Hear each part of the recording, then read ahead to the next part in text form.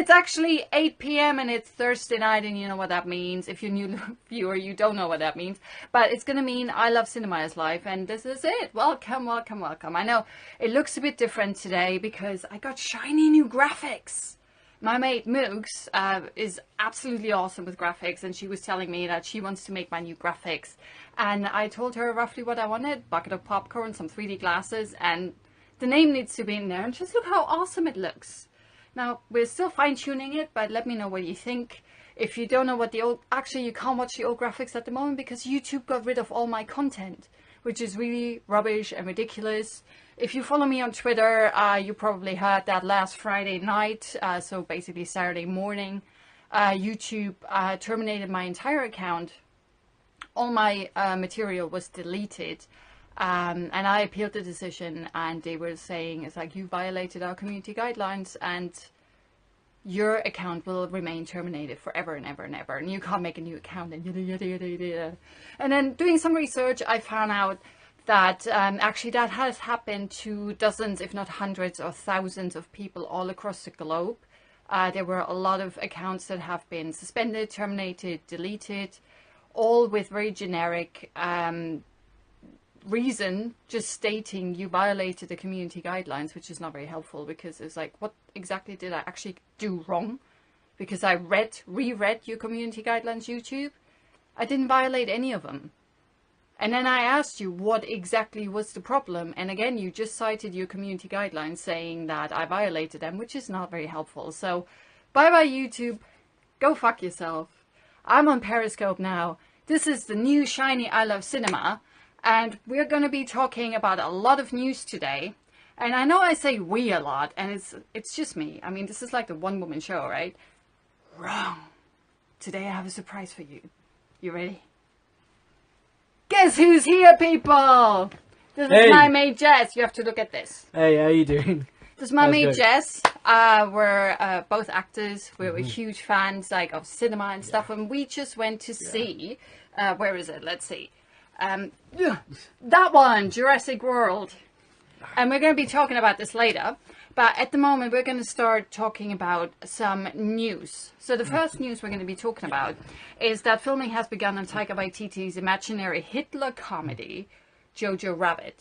Now that sounds a bit weird, doesn't it? Hitler comedy. And then why is it called Jojo Rabbit? So apparently Taika Waititi, if you don't know who that is, he directed the latest Thor, like Thor Ragnarok. And one of my all-time favorite films, Hunt for the Wilder People, which came out, I think, 2 years ago, is on Netflix here in the UK. You can totally watch that. It's awesome. Have you seen it by now? I have to watch on Netflix. You still haven't seen it? Yeah. I told him like 2 years ago, like, you need to watch this. I've just been busy. He's just like, he do what Mel says? Fuck no. So apparently Jojo Rabbit is a dark comedy that features Taika Waititi. So he's a director, but he's also an actor, right? Yeah. And he's playing a child's imaginary friend. And apparently that imaginary friend just so happens to be Hitler. So the synopsis for the film: after being severely hurt by a grenade at Hitler's youth camp, a prideful and nationalistic 10-year-old boy discovers that his mother is hiding a 15-year-old Jewish girl in their house. Now, if you know anything about Hitler and the Second World War, you know that that's going to be drama. All right? And apparently Jojo Rabbit is a surreal-sounding comedy that's going to star Scarlett Johansson. I think she plays the mom. Yeah. Sam Rockwell, Rebel Wilson, Thomasin McKenzie, who I think is the boy. And, no, sorry, who is the girl? And newcomer Roman Griffin, who is the boy. And it's a satire set against the backdrop of World War II. And it's obviously not... It's based in reality, but it's going to be very, very fictional, you know, and it has this really tongue-in-cheek approach that Taika Waititi always does. Yeah. And the boy, his only ally is his imaginary friend, who for whatever reason is Hitler, who's played by Taika Waititi.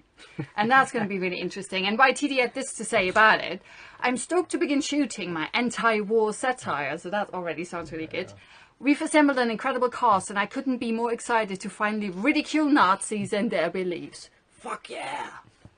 So this film's going to piss off a lot of racists, and that makes him very happy, makes me very happy, and makes me happy. Yeah. Makes me very how this is how you sell a movie, right? You piss off some people, like a minority, and then everyone else is like, yeah, I'm gonna go watch this. Where's my ticket, dude?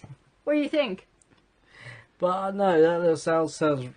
I heard about it. I saw some stuff on his Instagram page, and I became a fan of his work via Thor Ragnarok. Good movie. And yeah, fantastic, Very good movie. brilliant film. Really trippy. It's probably one. Gotcha. I think that describes him very well. Yeah, like the way he dresses and the way he is. Oh, He's very like outlandish. Because he was in Thor Ragnarok as well as what Croc? Croc. Was it Croc? The Rock. The rock creature that had a New Zealand accent. That one. That just wouldn't shut up about stuff. Oh yeah, mate. And I can't do a New Zealand accent, but try to do Revolution. Didn't have enough. Revolution? Revolution. I can't do it. It's like in New Zealand when you say give me a pen, they say give me a pin. And I lived down there for a year, and that really, really got me. The first time I had an office job, and someone was like, "Can I have the pin?" I was like, "What pin? Why do you need a pin right now? I don't really get it." And I was like, "Can I have the pin? Can I have the pin?" It's like, when you feel really stupid, New Zealand and, when you feel really stupid, it's like, I hear you, but I don't comprehend you. I just don't get it. Until someone went like, the pen? I was like, oh my God, you mean the pen, the thing to write. Okay, I got it. It was just crazy. You think? Yeah, it was crazy. It was awesome. They have the coolest accent ever, Kiwis. Yes. Absolutely, I love it. But I mean, regarding like the director is brilliant. It's really good. I love Thor Ragnarok, and I will watch his other films. Yeah. You know how I sometimes mention that there are certain like actors or actresses or directors that if I hear they have a new project out, I will just go and see it no matter what. I don't need to know anything other than they're attached to the project. And Taika Waititi is one of those names as well. Just like in recent weeks I've been going on about David Leitch. So he's kind of like the same thing. Anything else on that? No, that's cool. All right, we're dipping into something slightly different. Legally Blonde 3 has been officially confirmed, and apparently Reese Witherspoon is returning. So that's moving forward at MGM, and Reese Witherspoon will hopefully reprise her role, so she's in talks with MGM and stuff. And it looks like Legally Blonde will be roughly 17 years after the original was released. I can't believe it was 17 years ago. Man. It doesn't feel that long, does it? Yeah. The second one was about 15 years ago, so that was also quite a long time ago. I don't really remember it that much, other than I was really surprised that a film that I thought was going to be such a stupid chick flick was actually quite layered and poignant and really, really good.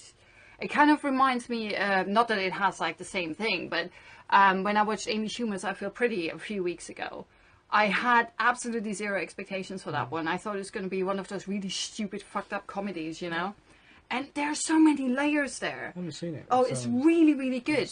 Like, they're like proper messages about how society sees people, how you yourself see yourself. With Amy Schumer? Amy Schumer, yeah, the comedian. I've seen bits, but I've never been really drawn to her. Yeah, same here, actually. Drawn to her work. Yeah. It's like, okay, it seems I find her very hit and miss. Yeah, but I was like, and this one I might catch it on Netflix or something like that. Definitely. But actually, I think if you can watch it in cinemas, it's totally worth it, because it's really entertaining from start to finish, while it still also kind of feels important to watch because of the messages that it brings across. Well, she's got a talk show or something like that. Does she? Yeah, I've seen some stuff on Sky, and like she interviews quite big names. Oh, right, like the whole thing, because she's gradually building an empire. Yeah. She's huge, isn't she? Yeah. So no, I mean, see how that goes. Definitely. So we went from Reese Witherspoon to Amy Schumer, which is good. Can I just go for it. Reese Witherspoon. Yeah. I read an article where she recently stated how when she was filming stuff, she actually did a lot of crew work in films and become production assistant. Oh, you read the article on Facebook? Yeah. Brilliant. I posted an article on Facebook, which is fantastic. And for her to be a producer, but to know what she's had to do to become that producer. Yeah, she was a PA as well, wasn't she? Yeah. So she really actually did some proper behind-the-scenes experience. Yeah. She was involved in, I can't remember what the project was, but it was quite a prolific project in the 90s. I was like, wow, I didn't know that she was involved in that. Not that I've ever heard of that before. But Reese Witherspoon is obviously quite pioneering when it comes for female leads and for female-led material. So is it Pretty Little Things? Pre-law things, what? TV series she's got. A Big Little Lies. Big Little Yeah. Lies, yeah. So she was obviously partly responsible for getting Big Little Lies on the air together with Nicole Kidman. And she's also currently developing a project with Kerry Washington from Scandal. So she's really trying to change the landscape for female roles and female-led projects, more so in TV than on in cinema. And for whatever reason, it's always like, at the moment, it feels like in the last 10 years, it feels like TV has been a lot more forward shooting with a lot more forward momentum when it comes to representation and all of that stuff. And cinema is really lacking behind. But we're starting to get into that as well. Because I think with, I've been watching some blogs and it's quite interesting to see some of the commentary about it. With TV, you can get a good progression of a development of character. So in a series of 10 episodes, it's almost like 10 hours instead of a 2-hour film. And you see character development and changes. Whilst in the film, you have 2 hours, which still gives enough time to see a character change and become something else where you from the start to begin.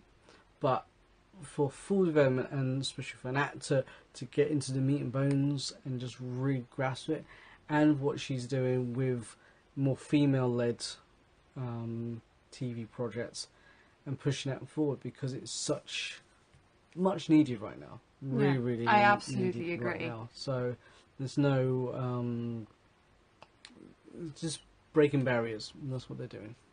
Yeah, I agree. So more power to her is all I'm saying, right? Now, let's talk about A Man for a Change. We've not seen this film yet. There's a new Jeremy Renner film coming out called Tag, which is funny. Have you seen the trailer for that? It looks really trippy and funny and stupid and ridiculous, but it's one of the things that could either be a ginormous hit or a ginormous debacle. So you never know. But I've seen this headline and I really stopped short. I was like, Jeremy Renner's arms apparently are partially CGI in the film, and it's because apparently he broke them on his 3rd day of filming. 3rd day into production. He broke both his arms, and obviously Tag, is quite a physical thing. Just slightly. Just a tiny bit, right? Just slightly. So it looks like he's been on a few talk shows lately, and he's mentioned that he's obviously doing the press junkets and stuff. Is he hanging around Tom Cruise? You never know. Like Tom Cruise does it without getting a lot of injuries, other than like breaking his his foot? Yeah, broke his ankle. His ankle, that's what it was. Jump. Yeah. So there's that. Hi everyone who's joined. Welcome to I Love Cinema. Yo. We're just talking about some movie news. So it turns out that apparently Jeremy Renner, for whatever reason, they didn't actually tell us exactly how he managed to break both his arms. Not just one, but both of them. So it's really fucking weird. But he's doing the talk show circuit at the moment, and he just mentions it. And John Hamm, who's also in the film, he's just basically taking the piss out of Renner, going like, yeah, that doofus managed to break both his arms. And then he needs to do a scene where he's like throwing donuts at me or throwing some other shit at him. And all of that is CGI. And it's just mind-boggling, because I've not seen the film yet, so it might look absolutely horrendous. But I've heard some really good feedback that it looks really lifelike. I didn't realise it was CGI. So yeah, it is that's really what I mean. No one really, does. Really, really impressive, because what they can do with CGI now. Yeah, exactly. Which is why it's so surprising when you we watch a lot of superhero films and stuff. Sci-fi. So we watch a lot of heavy CGI films, and every now and then. Like, I'm not very iffy when it comes to that, but every now and then you go like, whoa, that looked really weird. Like, even in the film that we were watching today, there were a few scenes where I was like, whoa, the CGI looks a bit trippy. Yeah. That looks a bit fake. But then sometimes you watch films where you're like, wow, this is so real, I have a hard time distinguishing it. Because I think we lived in since, let's say, from pretty much the first Jurassic Park film, where CGI was so good. Yeah. And that was the 90s, wasn't it? Yeah, 91. Yeah, first half, definitely. 91. And I still think it's better than some CGI today. Yeah, that's it. It's like some of the earlier pioneers, it's like they were a lot more diligent or something, because they knew that it's so new, if you don't do it properly, it will just go away, because it's not worth it. So obviously there was a lot of stuff riding on it. But nowadays it's such a given that people, it's almost like a throwaway. Like everyone just does fucking CGI. And when you watch a movie that has CGI in it, Like, just to see all the visual artists in there, it's like the longest shit ever. That's why it takes 10 to 20 minutes just to get through the fucking credits. Like, I think was it for Deadpool? It takes, after all the post-credit scene, which, by the way, can you stop moving out of the film without 2 scenes happening after the credits? 2. With Marvel films, seriously, please stay. Is Deadpool officially Marvel? Yeah. Whichever. Yeah. Superhero it's still films. got the Marvel banner. You really need to stay. I watched it again a third time. I know, I need help. I know. I'm getting help, okay? But I met my mate Raj, and he was like, I really want to see it a second time. And I was like, okay, fine, why not? I haven't seen you in a while, and Deadpool's really good. So I went to see it the third time, I know. But it was still good. And there were still people who were walking out as soon as the tiniest bit of the credits rolled. They started walking out, and we were sitting there going like, guys, there is stuff after.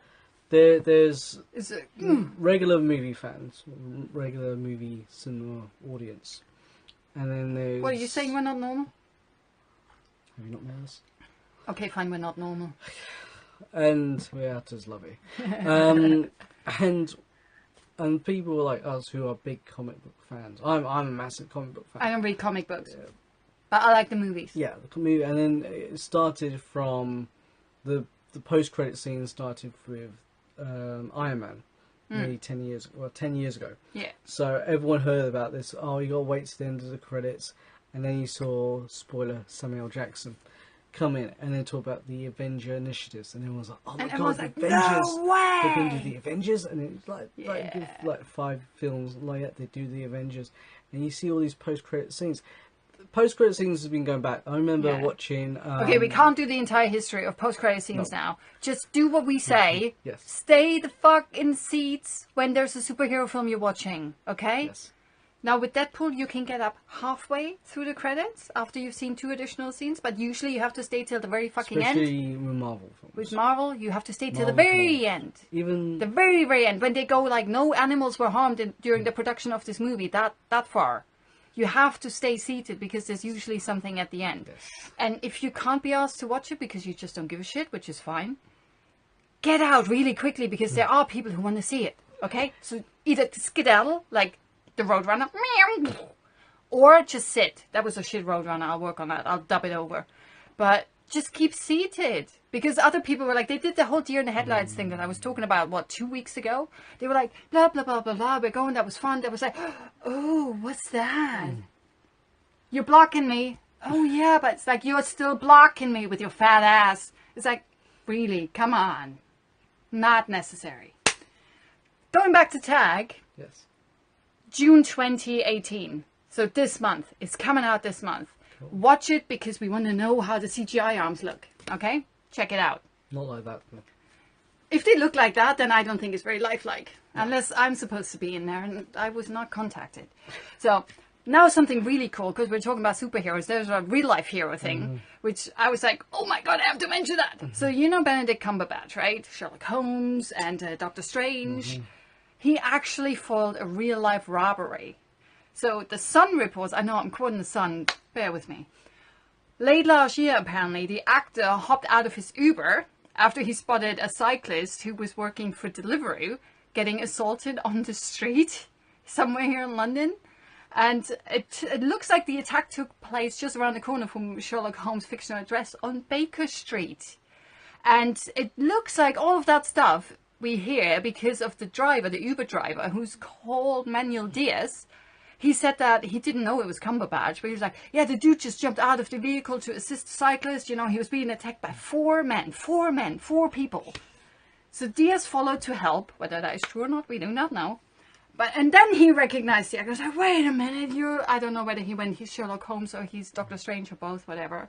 And then he was fending off the attackers, like going like mega superhero style. And he was like, yeah, all gotta be surreal. He called him Sherlock Holmes. Sherlock Holmes was fighting off 4 attackers just around the corner from Baker Street. He was really brave. He did most of it, to be honest. They tried to hit him, but he defended himself and pushed them away. And he wasn't injured. And then I think they also recognized it was Benedict, and then they just skedaddled. How cool is that?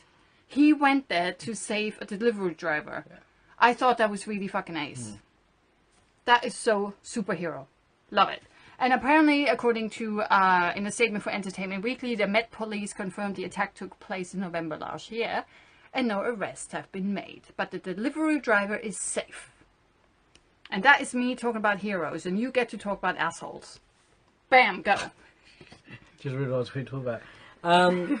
This week, it's speculated that Kelly Marie Tran, who is from the new Star Wars film, Rose, right? Rose, yes. Rose. From The Last Jedi, has deactivated her Instagram page now. Took all her images and then just kind of like there's nothing there. And speculations because of the cyberbullying that she's had to receive since The Last Jedi came out. Now, it's very sad.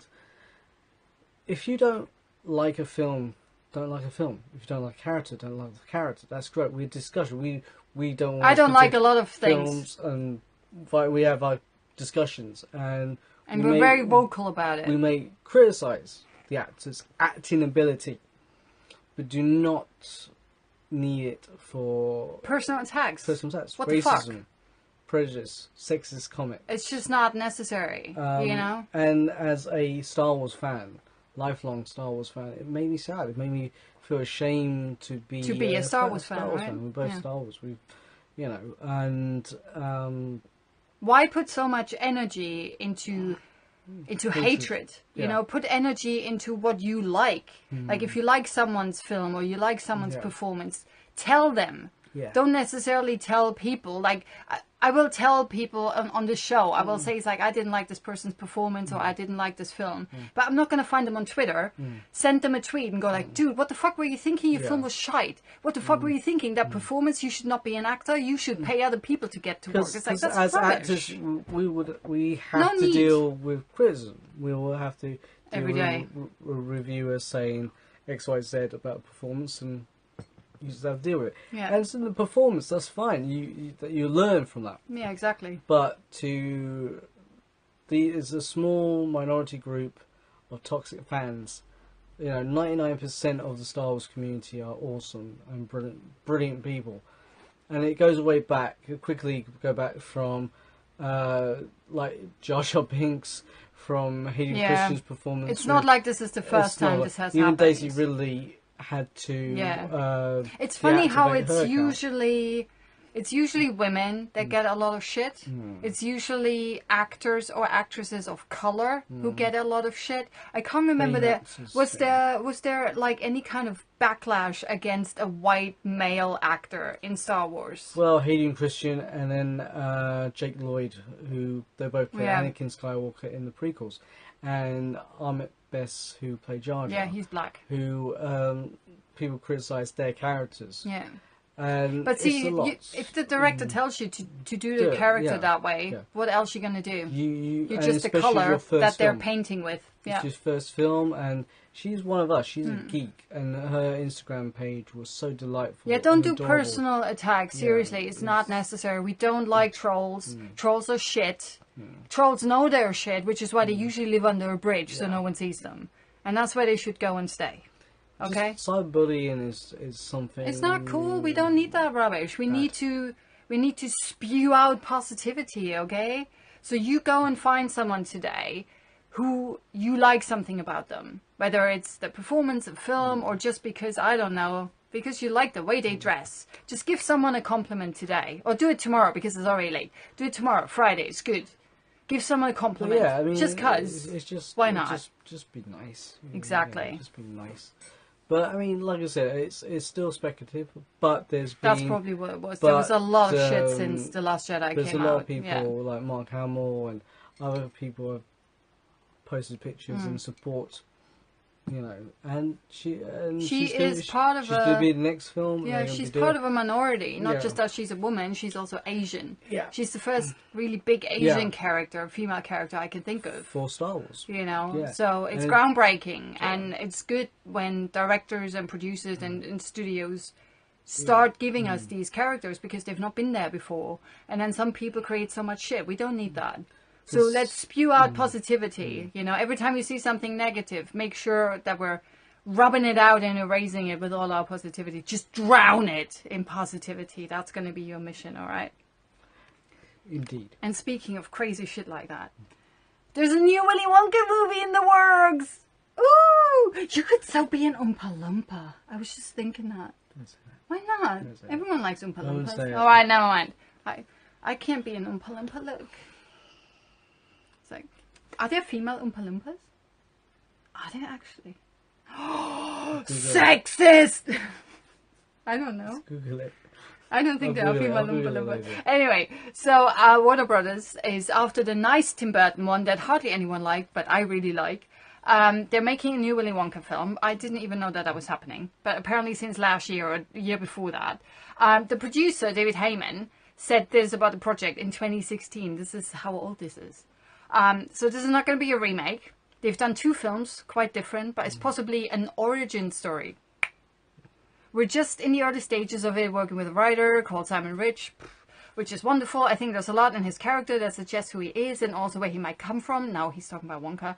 Or what his childhood or his middle age might have been like. So we're exploring that, we're discussing it. We're in the very early stages and we're very excited about what lies ahead. Now that sounds really interesting. So we might learn how he came to get a hold of the chocolate factory in the first place. How he met the Oompa Loompas. And all of that stuff, right? Why he is quirky and weird and crazy. Like, what happened to him? Did he get dropped on his head as a child? What was it, right? And now Collider reports that a short list of stars who are up for the role of Willy Wonka include Donald Glover. If you don't know who that is, you need to watch Atlanta and Solo. He's one of the best things about Solo. Yeah, he plays Lando Calrissian. Yeah, in case you didn't know that. Also Ryan Gosling, Mr. Dance, La La Land, and Ezra Miller, who's the Flash, right, in Justice League, who's also one of the best bits about Justice League, aside from Wonder Woman, who's like it. So they each could play a really interesting Willy Wonka. I especially like the idea of having a black Willy Wonka. I think that would be cool. I think because Donald Glover is quite, because he's cool. To full clarification, I've only seen Solo. His performance. Oh yeah, I've not seen Atlanta either. I haven't seen Atlanta or anything. I've seen one of his new music videos, and he's got such charisma. He's very charismatic, charming, and smirky and cheeky. And everything that's Lando. Everything that's Lando. Like this time, I actually like Lando. I never liked Lando in the original trilogy. I know I'm weird. I was always like that annoying dude. Ugh. But this time, I really thought like Lando is suave and cool, and he's got it going. So I can see that. So I want him to play Willy Wonka. Ryan Gosling is an interesting choice because he's too pretty. I don't want a pretty boy to play Willy Wonka. True. Boring. Can make him look ugly. This makeup. Nah. But he's just not a character face for me. So I'm like, he's a very good actor. I've seen. I know he's good, but he's a very good. I can. There's not a lot of quirky roles though. But it's interesting as like sometimes you get cast and you get typecast. Yeah, that's true. And especially in Hollywood you get, pretty boys and they'll be leads and stuff and like that. And you'll always be the pretty boy. Thanks. And what? Am I making you blush under all of that? Am I making you blush? Yes. I actually saw a tiny bit of red. Oh my god. What do you see on the video now? Yeah. So do you want to make your point? Well, if you stop interrupting me. If we did, Ryan Gosling, I've seen some of his other films. He's really very talented actor. Yeah, he's really good. So he could easily pull it off. Yeah. Now Ezra Miller, I've only seen him as the Flash. Yeah, me too. And same with Donald Glover. He's very charismatic. He's an interesting. Quirky. Yeah, he is actually quirky. So I quite like that. But one of the other things is, like, first of all, I like the idea of an origin story and not just a retelling of the story that we've seen twice already. Origin story is like a superhero thing. It's like, that could be really interesting. It could also be fucking dull, but you never know.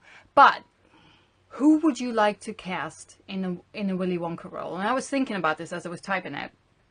And one person immediately came to my mind. And that is someone who is probably not ever going to be considered for it because she's a woman. Tilda Swinton. Now, if you don't know who Tilda Swinton is, you need to stop watching this now and get on the Google and type in Tilda Swinton. Or just go on Google and watch it. And watch this. But yeah, but what if they can't do two things at once? You never know. Exactly. All right, of course you can.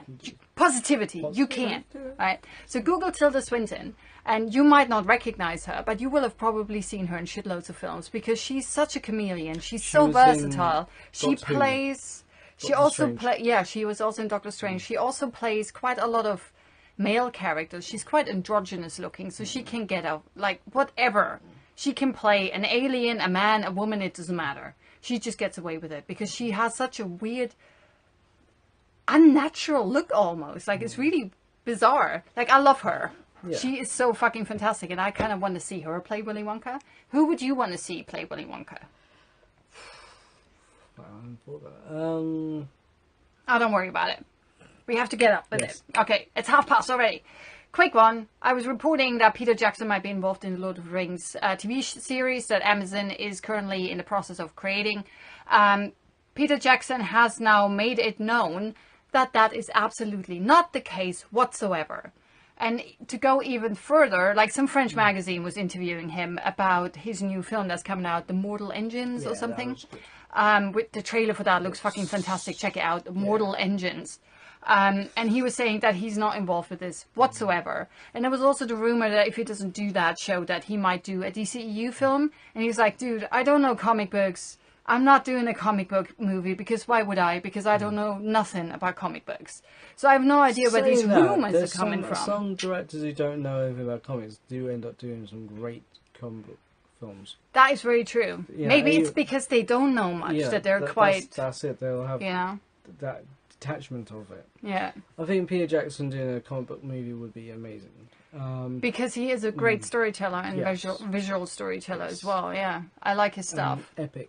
I mean, even like I liked it from what's one with Michael J. Fox. Michael J. Fox. He did a film with Michael J. Fox. The Frighteners. Frighteners, yes. I was like, The Foreigners. That's not right. Completely different film. That's an entirely different film. Yes, completely different films. Yeah, Frighteners. That was brilliant. I remember watching. Yeah, that was good. That was in the 90s, wasn't it? That's quite old. Yeah, that was before he ever did Lord of the Rings and became mega famous. So yeah, so he's not involved in that. That doesn't mean I'm not interested in it. I'm still going to watch it because I like Lord of the Rings and I want to see it. Even if it's a disaster, it's like, this is a train wreck I need to see. It's meant to be costing like 250 million? No, it's costing billions. Billions? Yeah, they have confirmed 5 seasons and it's in the billions. We're in the billions. Yeah. It's insane. It's like, seriously, you could just send me 1 million for me to not show up on set. And I'd be minted. Right. So, on to the next thing. Cool stuff like Lord of the Rings. That brings me to Terminator, which is not related at all, other than I like both. First photo of Linda Hamilton from the new Terminator set, from the new Terminator movie, has surfaced online. Now, there's not much to see in the photo. It was just a selfie she took with a fan. But it confirms she's actually attached to the new Terminator film, which is just called The Terminator.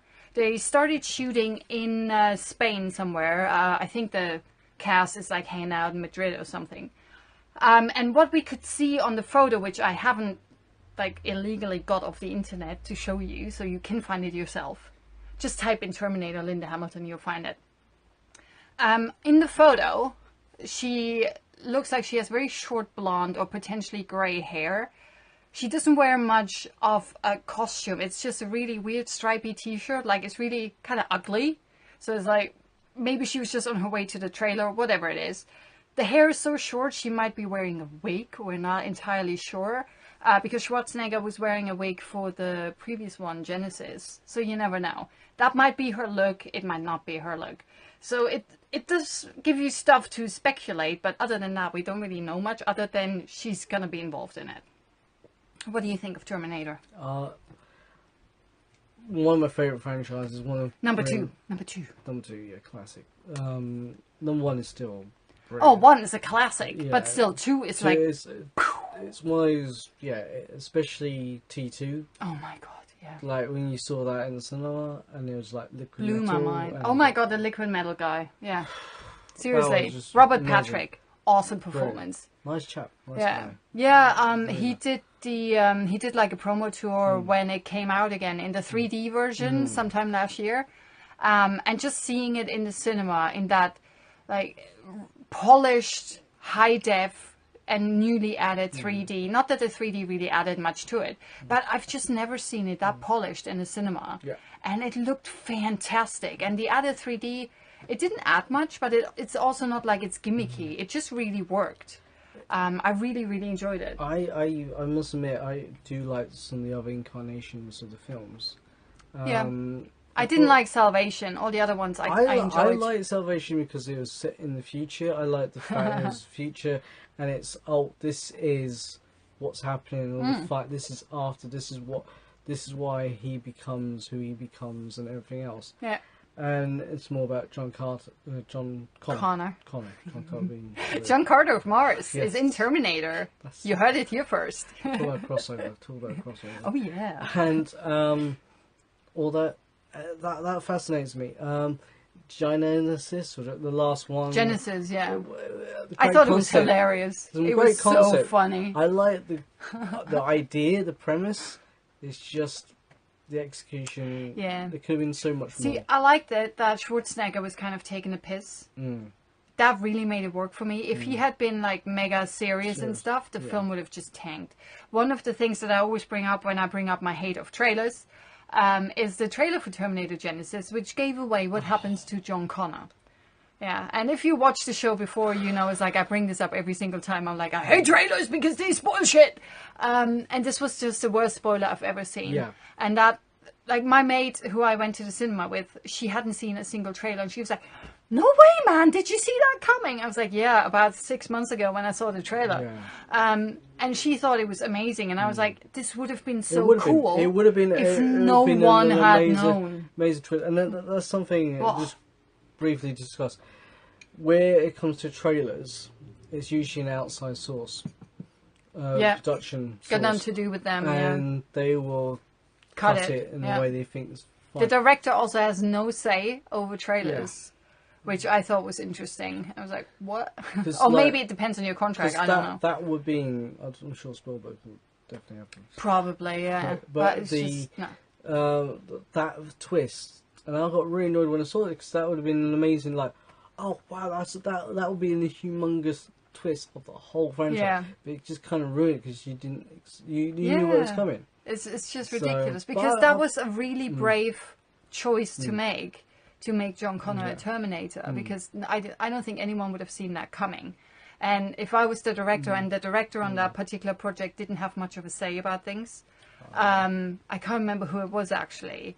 But they were interviewed and they were like, yeah, I had no, like, it was never my intent for anyone to tell you this before you get to see my film because, hello, it's a twist, man. Massive. So, there we go. They led it on to be a continuation with, like, the end of that film. There's, like, a little post-credit scene as we say. Yeah. Oh, and that also has Emilia Clarke in it. Yes. She was not very good, unfortunately, as Sarah Connor. Like, I thought she was all right. A lot of people gave her a lot of hate for it.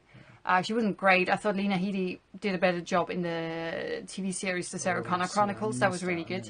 You need to check that out. I think it had 2 seasons. So overall, I really like the Terminator franchise anyway. And I think I would probably watch anything that says Terminator in it. But now that not just Linda Hamilton, but also Schwarzenegger are going to be back for this. Schwarzenegger's not on set at the moment because he's recovering from heart surgery, but he's going to go there very soon. So I'm excited for this anyway, because it's a Terminator franchise film. But it has Linda Hamilton in it, so I'm even more excited. I really, really like her. And I can't wait to see what they have in store for her character, because she's one of these archetypical pivotal female roles that I grew up with. So for me, 2 roles really shaped me, and that is watching Ellen Ripley and Sarah Connor. So having her return to that, of course I'm going to watch this. Like, I can't fucking wait. So it's going to be awesome. Because if you remember the first Terminator, she was very much the damsel in distress. Yeah, I think that's why I like the second one better, because she grew from her experience. And then obviously everyone remembers, like, she was so buff in the second one, right? And I was like, this is kick-ass. And then she handled the guns, and she was like, I didn't like the whole, I'm cool, I have to be a smoking person. but fine, whatever, It was the 90s. It was the 90s, and she had other issues to deal with, like a machine from the future trying to kill her and her son. So I'm like, okay, I'm cutting you some slack, but the smoking. Yeah. But she was just fucking cool. Trying to kill you. You just need to smoke. And that's one of the reasons why I really like James Cameron as a filmmaker. Because he gave us that. Like, fair enough, of course, Ridley Scott did the first Alien with Ellen Ripley, and she turned into the unlikely hero. But she really turned kick-ass, just like Sarah Connor did in the second Alien film, just like Sarah Connor did in the second Terminator film.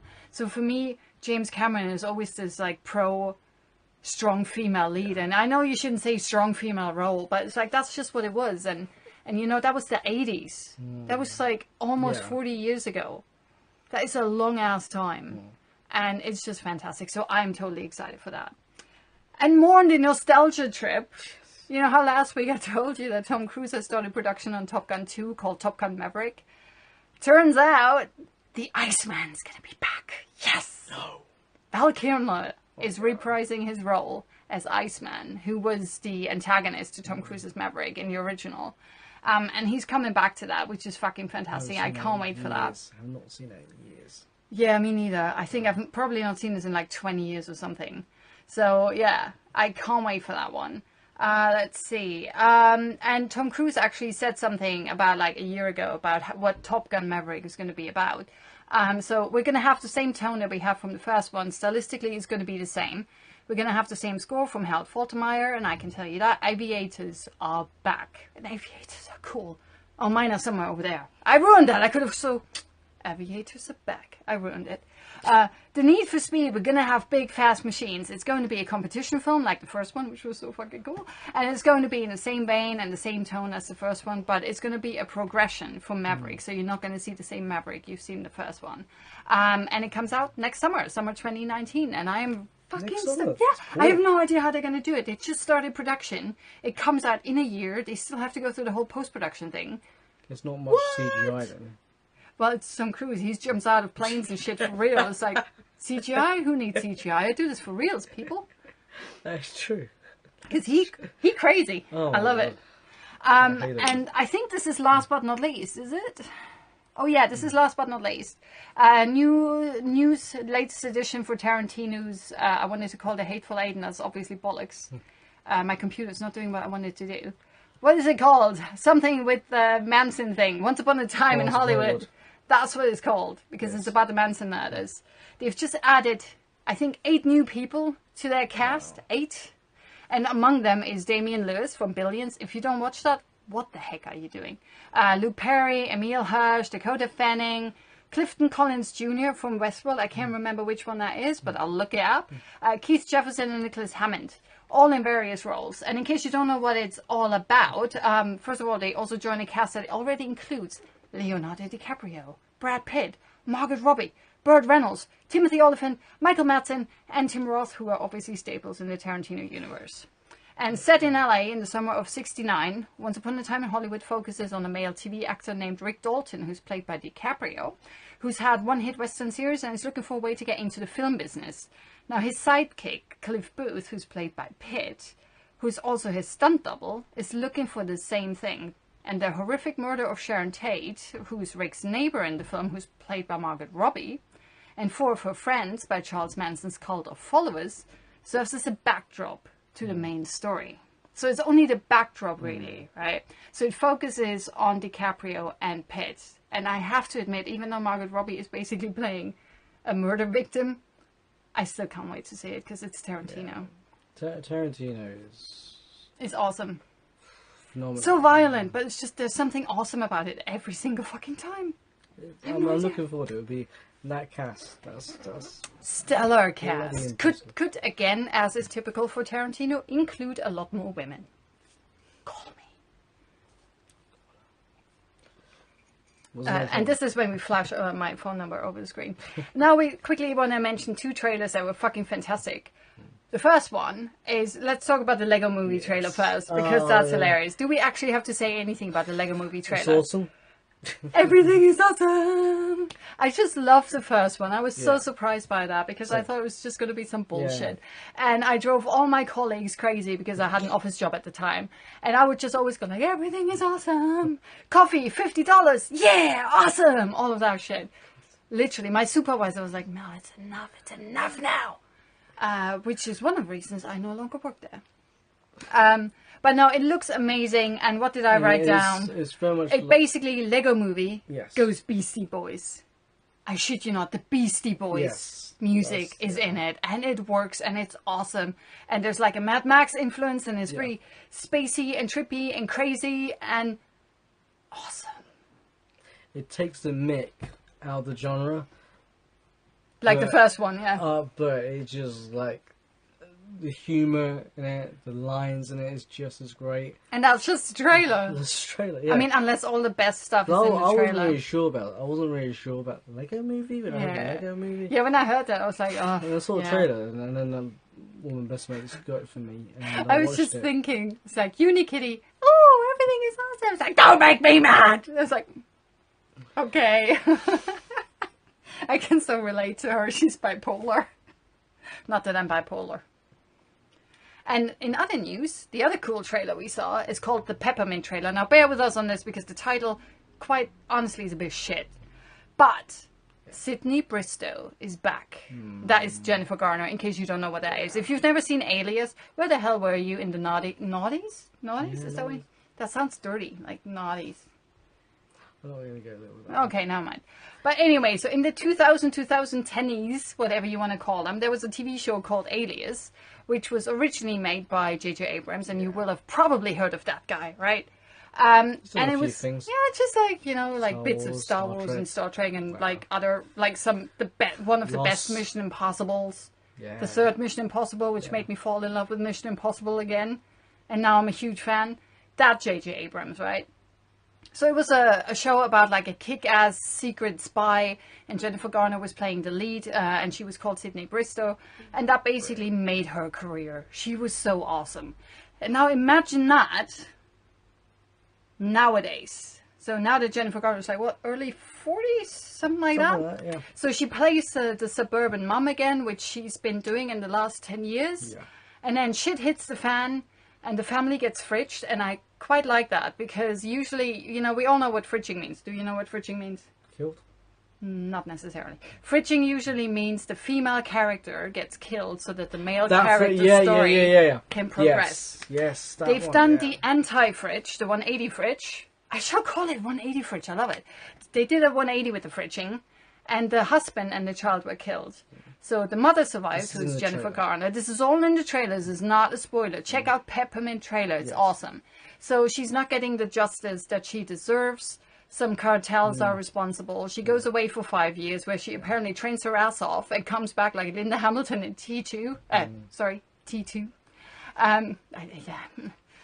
And she kicks some ass and takes names and kills people and, you know, vigilante justice. And it looks awesome. Yeah, and it's about fucking time someone realizes that Jennifer Garner can do more than just being the pretty suburban mom. Oh, yeah. She used to be kick-ass 15 years ago. She can easily still kick-ass. It's like Atomic Blonde last year. If you like that, you have to go and watch this. It looks awesome. Peppermint, as in the tea. Peppermint. Sounds so stupid and lame. But the trailer looks awesome. The sweet. Yeah. But yeah, she says something to her daughter about peppermint. I can't even remember. Doesn't matter. Make sure you watch this. It looks awesome. Thoughts?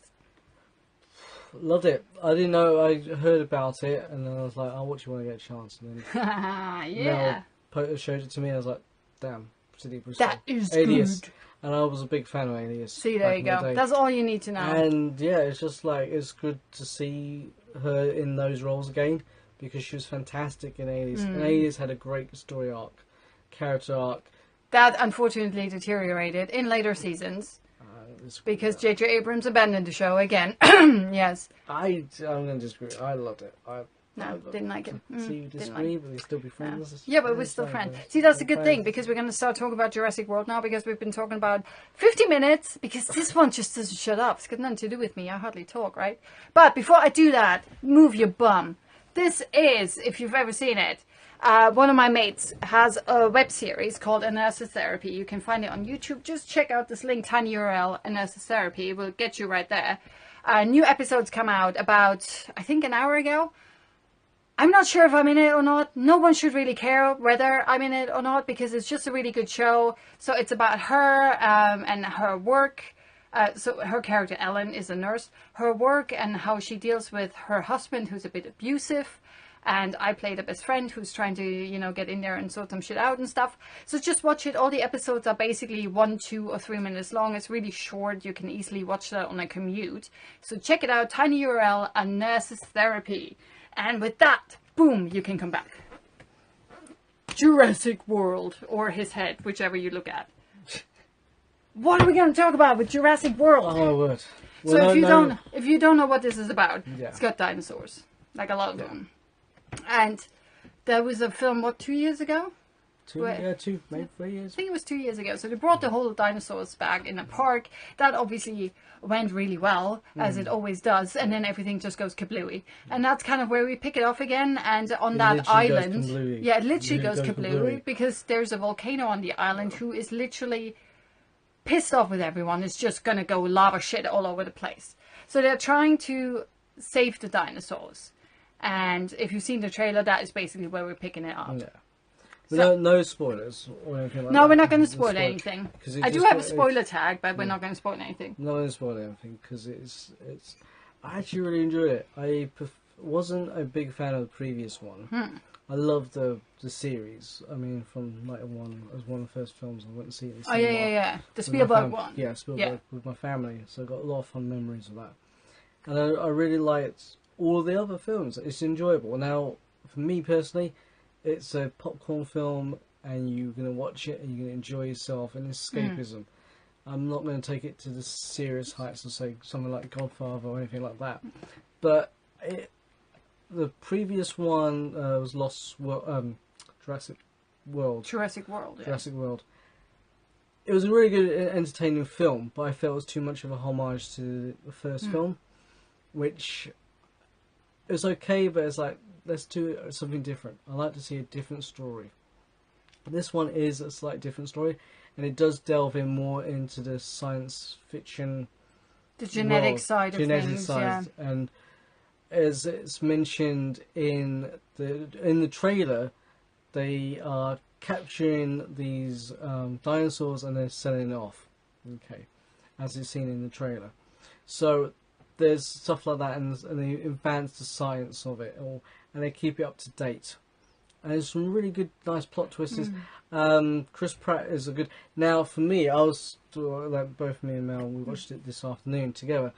Move a bit so we can see the poster a bit more. There we go, like that. Yes. Yeah. Okay. Sorry. Nice. And so we can see the T-Rex right there. It's perfect. It's on your shoulder. He sits on your shoulder. Yeah. Yeah, like so. That's good.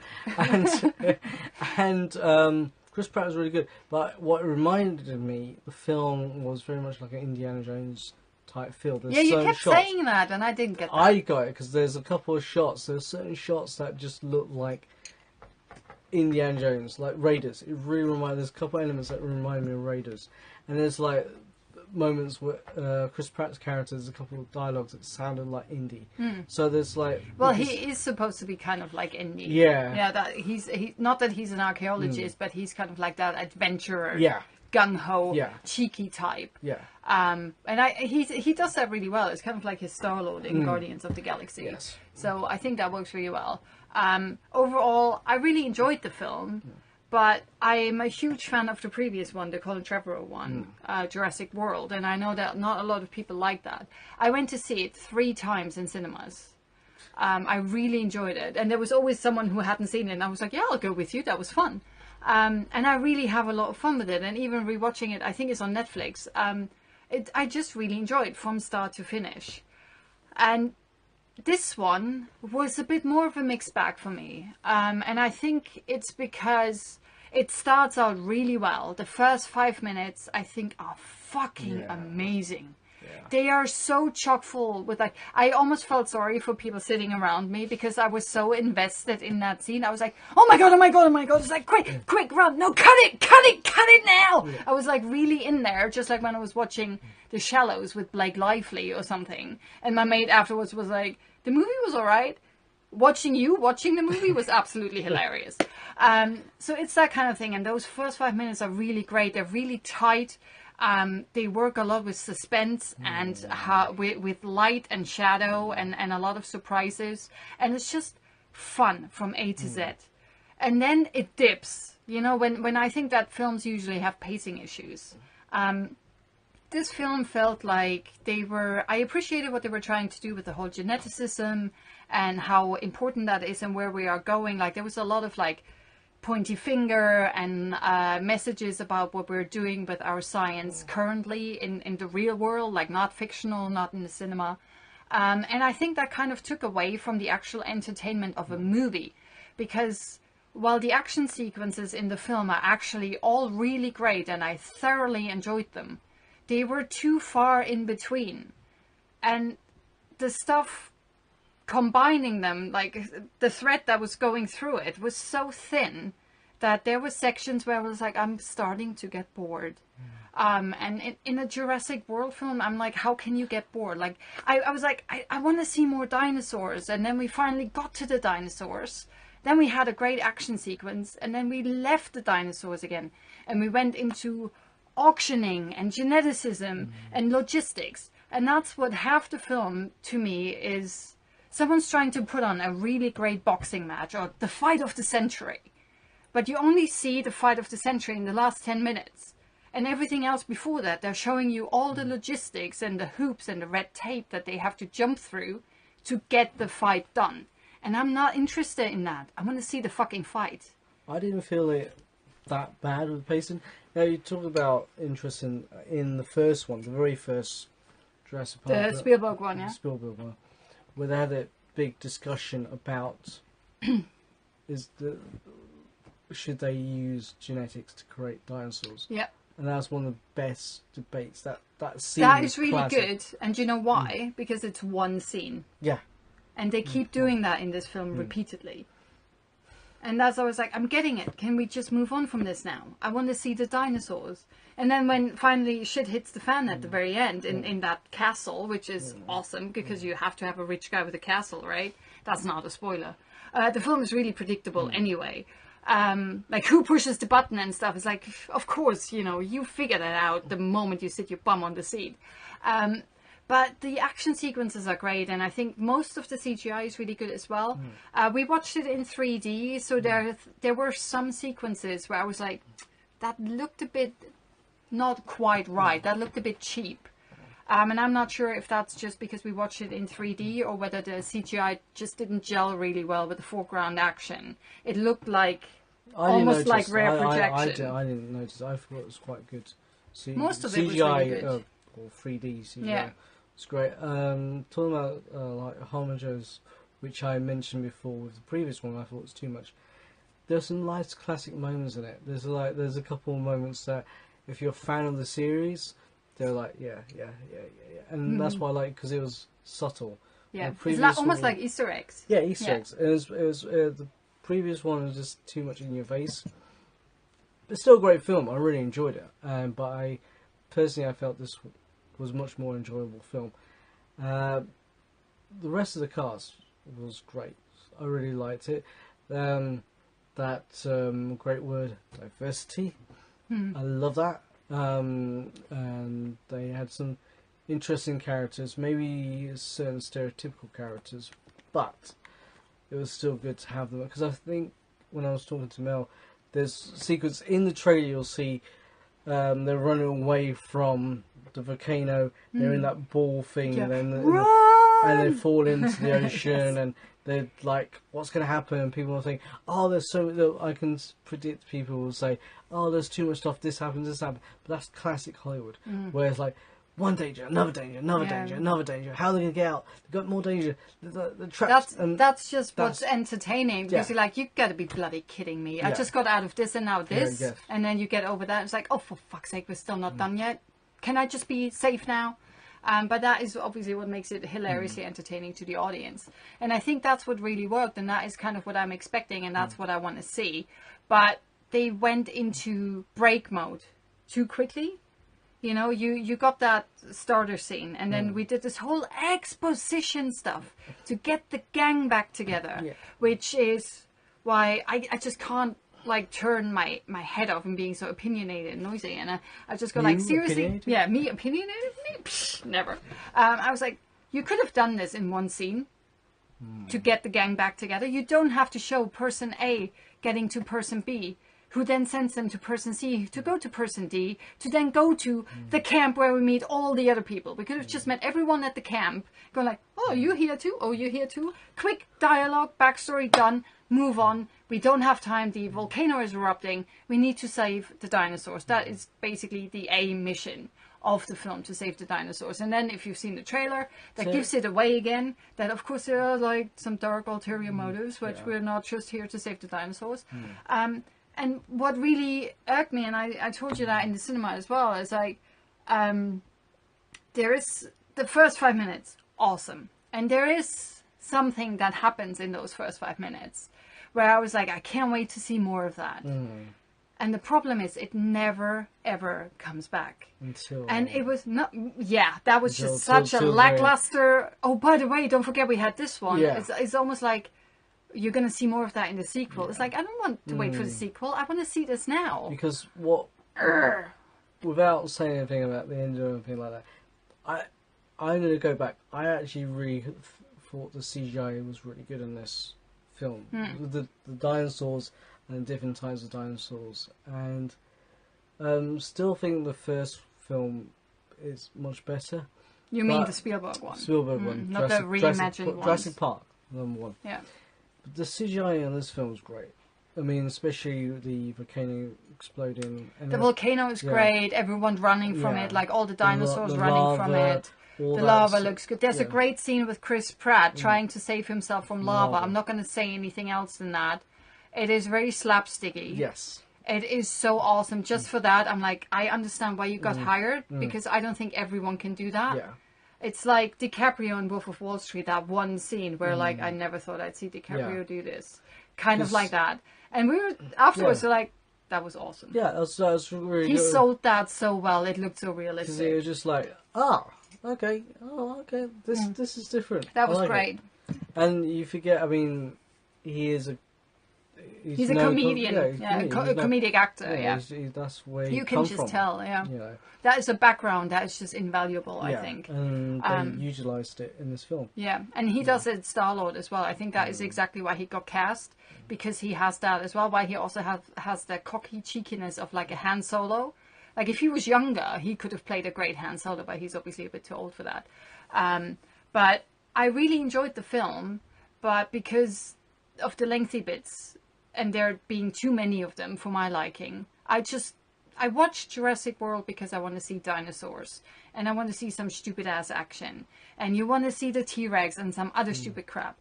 Funny things is like, you know how there was this backlash about Bryce Dallas Howard running away from the T-Rex in high heels, and this time there is just a close-up on her shoes, and we just went like, sensible shoes. Yeah. Check. Yeah. So things like that are in there. It's very like meta aware of things, and that is obviously adding a lot of fun to it. And like I said, the action sequences are a lot of fun. They're great, but it feels like they're broken up and interspersed into a 2-hour film because they didn't want there to be too much action. I like the addition of. The Asian girl was good. The Asian girl. Forgot about the Asian girl. I can't even. I didn't look up her name. Yeah. But there is someone working really close with Bryce Dallas Howard to try and save the dinosaurs, and she's a dinosaur veterinarian or something, and she ends up saving Blue. Yeah. Helping. So if you don't know who Blue is, he was in the previous one, the Trevor one. Is the Velociraptor. The raptor that was very clever and kind of saved our heroes at the end when that. Not the T-Rex, when the other one thing showed up and tried to eat them, right?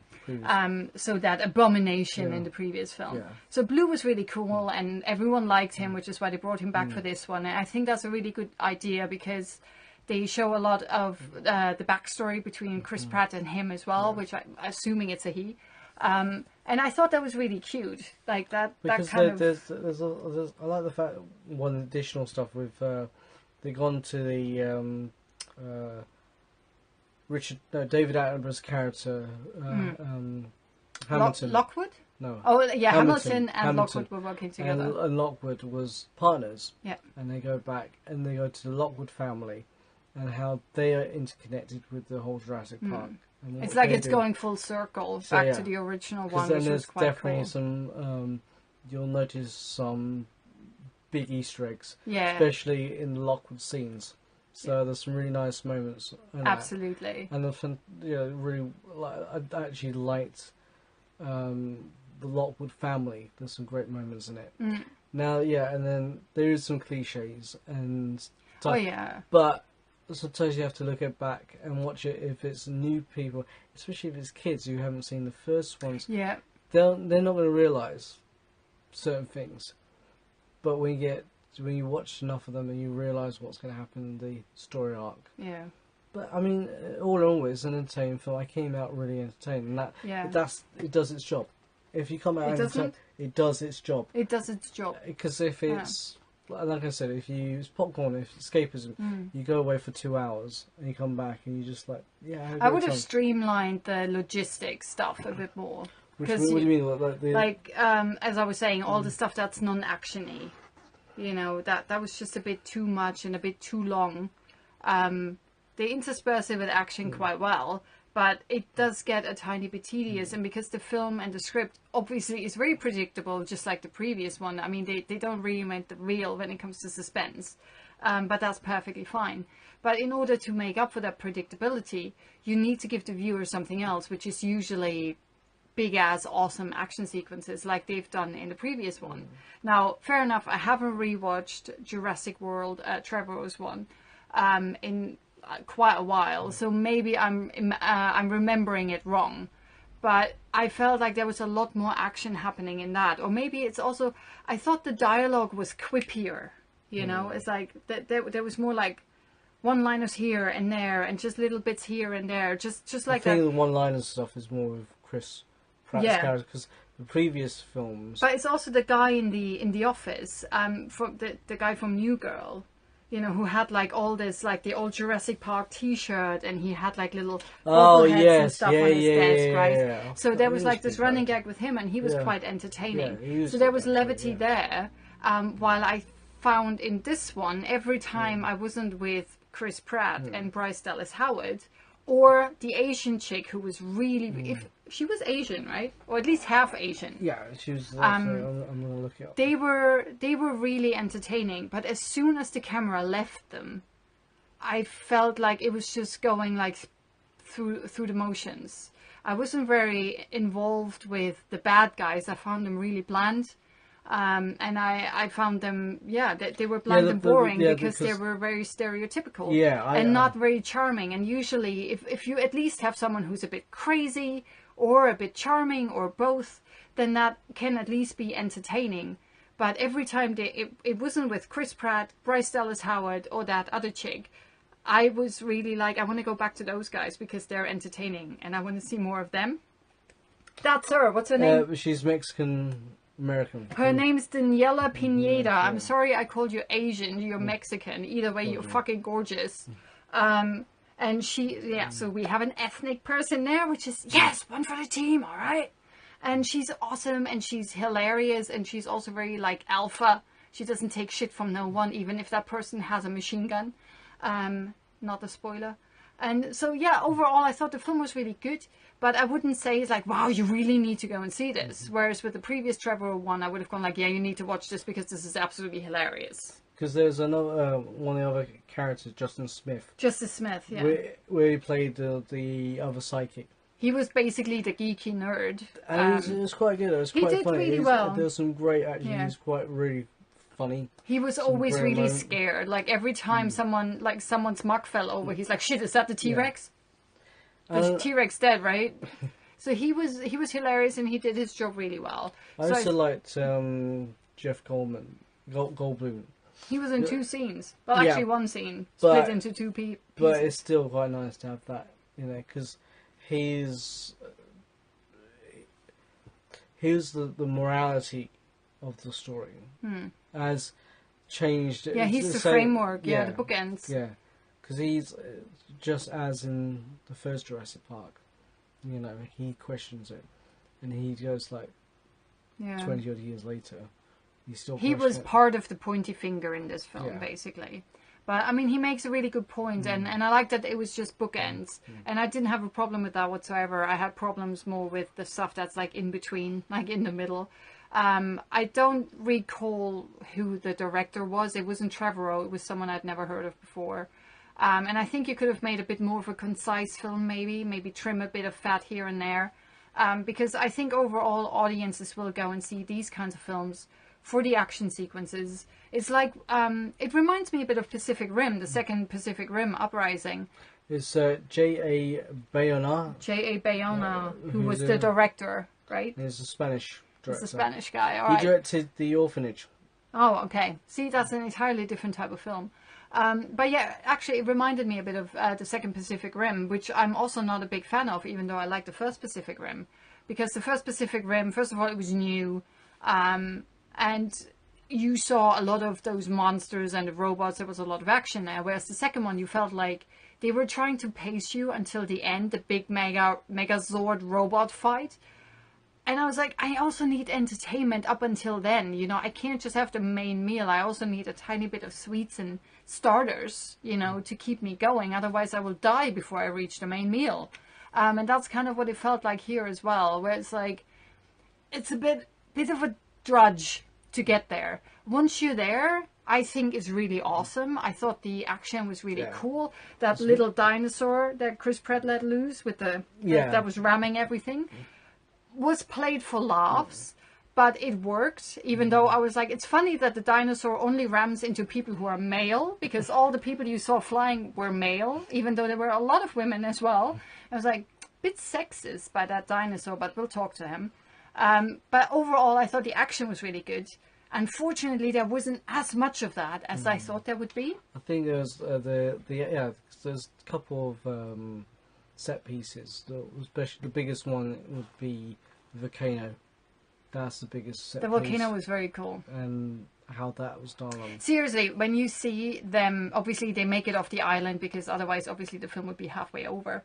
And there is an imagery once they make it off the island that actually made me cry. And I'm not going to spoil you what it was. You will know exactly what I'm talking about.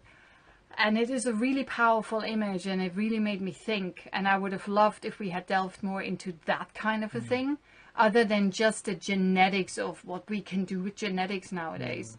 So it feels like the film did a good effort, but overall it's also a tiny bit of a waste because you could have done so much more with it. And I think that's probably what I'm leaving it with.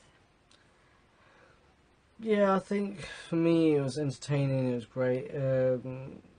It does end with potential sequels. Oh yeah, of course, yeah. And that's what the studio wants. I think Trevorrow is in talks to actually do the next one again. Really? Yeah, Okay. I read that somewhere. I can't remember where it was. Because I've never. He's kind of free because he's not doing Star Wars now, is he? I never got a chance to read the book, the Michael Crichton book, and they expanded it so much through the films. So I really enjoyed it. It's thoroughly entertaining, enjoyable, bit predictable, which kind of a bit disappointing. But I liked it because it wasn't as predictable as the previous one. It was slightly different, and I liked how they switched certain things around, especially genetics and everything else, without ruining it for you. And but I think it's an entertaining. If you go there, watch it to enjoy it, and not you're not gonna think you've wasted your time when you go and see it. Like you will see some great action. You will see dinosaurs. You know, the T-Rex is back. So it's definitely worth it from that end. I don't think it's the best Jurassic Park film that's been there. It doesn't reach the previous one for me, but you thought it was better because you didn't like the previous one as much, which I thought was quite interesting, which is also why I told him to get his bum over here. So it's not a waste of time, but I would dim my expectations a bit if you were a fan of the previous one. Yeah, let us know what you thought of the film. There's some generally scary moments. That's true. Especially with certain dinosaurs and the way they capitalize certain movements. And I think even though certain characters get eaten, that's not a spoiler. You're going to see a Jurassic Park there will film. be a lot of red shirts who will get redder shirts. You're going to see a dinosaur film. You're going to see a Jurassic Park film. You know people get eaten. I think previous films were a little bit more gruesome. This seemed a bit tamed. Yeah, this was quite PG, wasn't it? I can't even remember what rating it had. I think it's 12. But it was very, very tame compared to what we've seen previously. Even in the first one, there was some really gory moments. Yeah, which was interesting. So it's great fun, entertaining. I'm sure the kids will like it. The dinosaurs and stuff like that. I'm not sure if I would take really small children into that film because it is quite... Yeah. It's not as gruesome, but I also think it is gruesome enough to potentially scare the shit out of a 6-year-old. Oh, yeah, 6-year-old. So, 12-year-olds and stuff like that. 12-year-olds should be fine, but some people rock up with like 5, 6, 7-year-olds, and I'm like, maybe you want to check the movie first before you put your kids in there. Yeah. But for me, I loved the first 5 minutes. Absolutely loved them. Like, I could watch them on repeat probably 10, 50 times. There's that sequence, the beginning sequence was really... And it kind of reminisced with the first Jurassic Park, actually. It was really, really good. If only they had managed to keep that up, that would have been ace. Due to the lighting and style and the editing. Because it was just like the moments where... Yeah. It's just well cut. It's well lit. It's really well shot. Just everything. Because there are some great... It's in the trailer where the characters are trapped in this building. They see this tunnel and something's... That's not in the first few minutes. No, but I'm talking a little bit late. But this the lighting, is in the middle of the film. Yeah, the lighting where you just like... Where it's like a flash of something, and then they can't see it. Darkness, and you see something. Darkness, and you see something. Closer and closer. And every time you can see something... It gets closer. Yeah, it's like you can see it as a viewer, but that is every time when the heroes look away. And that's great. It's just awesome. It's like, what are you talking about? There it is. There's nothing there. There it is. There's nothing. What the... Oops. Yeah, that sort of feeling. Yeah. So that makes it a lot of fun for the audience, obviously, because you're like, oh my god, what are you doing? Like, you know more than the person, which is always hilarious. I was saying, like, I feel like people criticize, we've done this before, we've seen this before. There's some classic cinema tropes, there's classic cinema filmmaking techniques. And you don't always need to be revolutionised, you don't always need to do something different. It's very classic. Yeah. Sometimes the old scares are the best ones. Some of the old techniques are the best ones. As long as they work, Because if it gets the audience happy, because that's what we're audience members. And if we come out as like, that was so cool, that's such a great time, you've done your job. That's my personal feeling. If you can make the audience feel, hey, I had a wonderful time, you done your job. That's all you need to do. Exactly. You don't need to win an Oscar for stuff. But yeah, so for me, I'm basically gonna get it when it comes out, and I'm just gonna recut it as I cut out all the boring shit, and I'm gonna put all the action sequences together, and then it's gonna be a 45-minute film or something, or maybe 60, and then I'm gonna watch that. That's what I think. But it's not a waste of time. No. You can definitely go and watch it, but I wouldn't say it's like highly recommended. But you can't go wrong with it. Just get a bucket of popcorn and have some fun. Just go like with your mates, your girlfriend, boyfriend. But if you've not seen Deadpool 2 yet, you need to go see Deadpool 2 and not Jurassic Park. And if you've not seen Black Panther yet, what the fuck are you doing? I figured out what it is. It's like, this is Wonder Woman. She does it like this. And Wakanda Forever is this way, and you go Wakanda Forever. It's like here. So Wonder Woman is sideways, and Wakanda Forever is flat on the chest. Wakanda Forever. And now that we told you that, I know we've been running late. My laptop just died on me. That's how far we're running back. It's like, so next week, I know, it's like, I told this as if I'm the talker. It's like, this one never shuts up. Yeah. Never mind. Watch Jurassic World. Next week, Hereditary is out. If you don't know what that is, great looking horror film thriller, whatever it is, starring Toni Collette. Check out the trailer on YouTube called Hereditary, as in genetic. That is probably what I'm going to be watching next week. If there's anything else on there, follow me on Twitter. ILoveCinema vlog. There will be links for everything in there anyway. I will be telling you what I will be talking about. I'm probably not going to have a guest next week because this might be a one-off, but maybe he'll be back. You never know. I might just put him in the cupboard. So potentially. If you want Jason to come back, let me know. If you want me to never ever bring him back again, let me know too. But he's actually a really nice guy. Have a good time at the cinema. I hope you have a great weekend. I will see you next Thursday. Bye.